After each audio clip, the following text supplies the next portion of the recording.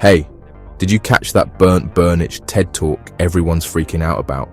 My jaw literally dropped when he showed what these home robots can actually do.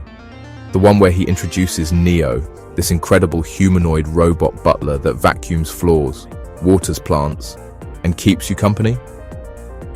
I was absolutely glued to my screen, watching this sleek robot navigate around Burnich's demo apartment, performing tasks that would normally eat up hours of our week. The moment when Neo smoothly walked across the stage and started vacuuming without any remote control, the audience went absolutely wild. And that's just Neo, the current version. What I'm going to break down for you today is where this technology is heading with the upcoming Neo Gamma in 2026, which takes everything awesome about the current Neo and supercharges it with next-level capabilities.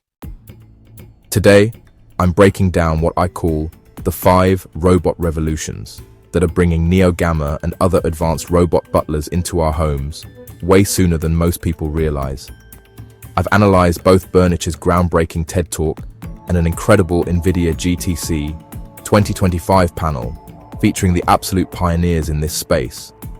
Burnich himself, Deepak Puk from Skilled AI, Pros Feligapudo of Agility Robotics, Aaron Saunders from Boston Dynamics, and Nvidia's Jim Fan. But Neo and its upcoming Gamma version are finally flipping this paradox on its head. And it's all happening because of this breakthrough in how robot brains work. You've seen ChatGPT and those AI image generators, right? Well, those same kinds of foundation models are now powering robots like Neo, bringing that deep understanding to physical machines.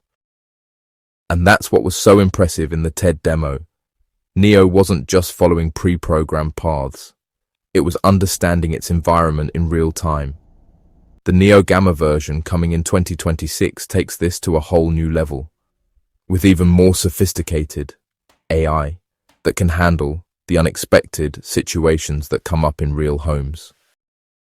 So Jim Fan at Nvidia made this comparison that really stuck with me. For language models like ChatGPT, the internet is basically this enormous ready-made library, trillions of words of training data. He called it the fossil fuel for AI. So this is where Neo's development story gets really interesting. If we want robots that are actually intelligent and adaptable, they need to learn in messy, unpredictable environments, not perfectly controlled labs where everything is predictable.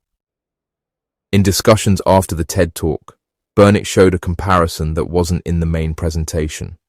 They initially trained Neo in industrial settings, and its learning hit a plateau really quickly.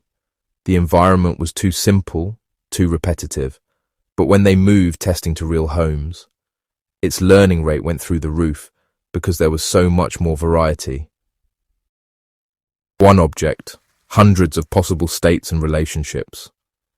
Now multiply that by thousands of objects in your home, and you see what Neo had to learn, and what Neo Gamma is being designed to handle even better. Burnich showed this fascinating heat map of Neo's learning rates in different environments. In factories, flat lines, in labs, small improvements, in actual messy homes with people doing normal activities, exponential learning curves. Your messy home isn't a problem for these robots. It's actually perfect for creating smarter machines. The chaos is the point. Just like language models needed the entire internet with all its messiness to become capable, robots need our everyday living spaces with all their beautiful complexity. The wild thing is, when Neo Gamma arrives in people's homes in 2026, it won't just be serving you, you'll actually be teaching it, whether you realize it or not. Every interaction becomes valuable data. He made this brilliant comparison to Nvidia's CUDA platform. It's the software layer that lets programs run on different graphics cards without being completely rewritten. He's working toward a similar interface for robotics, a universal robot brain that can adapt to different physical bodies. And you know what's crazy? Your human brain already does this really well. When you play a VR game where suddenly you have wings or extra limbs, you adapt quickly, right? Or think about surgeons using those Da Vinci surgical robots with completely different hands than human ones. But Pros Filigapudo from Agility Robotics pushed back a bit. He pointed out that the physical body still matters enormously. Different tasks need different physical capabilities. The hardware that's perfect for handling eggs might be terrible at moving your couch. Nvidia's Project Metamorph, which they're developing alongside Neo-Gamma's AI, is tackling this head-on. They're procedurally generating thousands of different virtual robot designs and creating a kind of robot grammar that describes physical forms as data. Early results show AI can actually adapt to completely new robot bodies it's never seen before. But here's a practical challenge they ran into with Neo, that they're solving for Neo-Gamma. Even identical robots behave slightly differently. Robots from the same manufacturing line might have tiny variations in joint friction or sensor calibration. This is where they implemented something called rapid motor adaptation. Robots basically developing body awareness, understanding their own unique physical quirks, allowing them to adapt their movements in real time. The vision Burnich hinted at near the end of his TED Talk. A single Neo-Gamma subscription, where you can swap physical bodies based on what you need. Maybe a smaller model for apartment living, a heavy-duty version for homes with yards and kids, or specialized bodies for people with specific needs. But the question everyone wanted answered after seeing Neo in action. When will we actually get to have one in our homes? Let's be real about timelines. Aaron Saunders from Boston Dynamics gave probably the most grounded perspective in the panel discussion after the TED Talk. He warned against setting super-specific dates, pointing to self-driving cars as this cautionary tale of it's always 5 years away syndrome.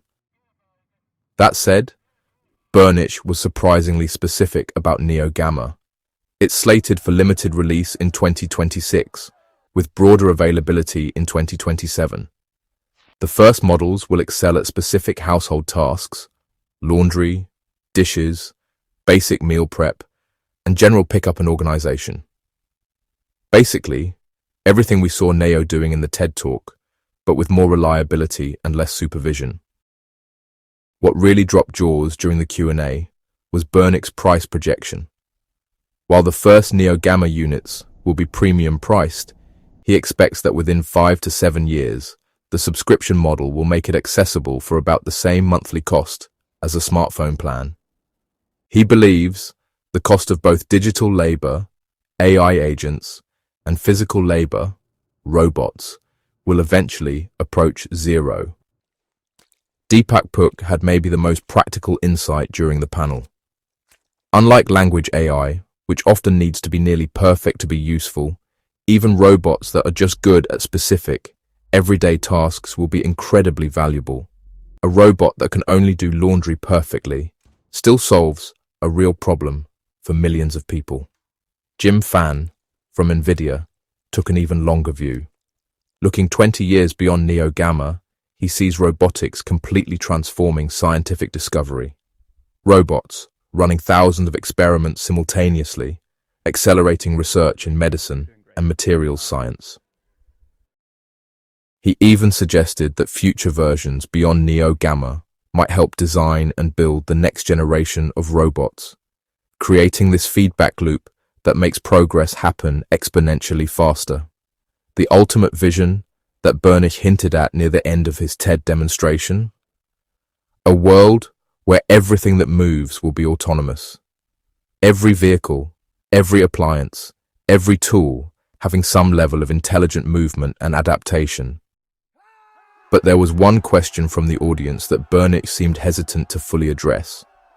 What happens when your Neo-Gamma has to choose between doing exactly what you asked and what it thinks is better for you? If you ask for your 5th cup of coffee, should it make it or suggest maybe you've had enough caffeine? This ethical dimension of home robots was barely touched on in the TED Talk, but it's going to become crucial as these machines become more integrated into our daily lives. Who actually controls what your robot can decide on its own? So where does Neo Gamma and the 5 robot revolutions leave us? From solving that weird paradox where simple tasks are hard, creating training data through simulation and robot dreams, using our messy homes as learning environments, developing universal robot brains, and finally, bringing these technologies into our everyday lives. Everything is converging faster than most people realize. So here's what I want you to do. Drop a comment with one task you would absolutely never trust a Neo Gamma or any robot to do in your home, no matter how advanced it gets. I bet I can convince you why even that will be possible by 2030. And hey, if you know someone whose place always looks like a tornado, share this video with them. Let's get them excited about the robot revolution that's coming to save their chaotic home. If you found this breakdown valuable, hit that like button and subscribe for more deep dives into tech that's going to transform how we live in the next few years. The Neo Gamma future is coming, and trust me, you're going to want to be ready when it arrives. If you enjoyed this video, I encourage you to watch my next one, which explores the future of robot horses. And don't forget to check out the full TED Talk video linked in the description.